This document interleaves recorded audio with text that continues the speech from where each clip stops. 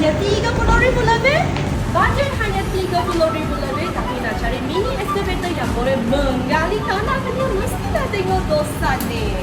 Ini kegemaran pekebun untuk mengali parit. Saiz kecil boleh bekerja di ruang yang sempit tanpa masalah. Berat hanya 5 tan.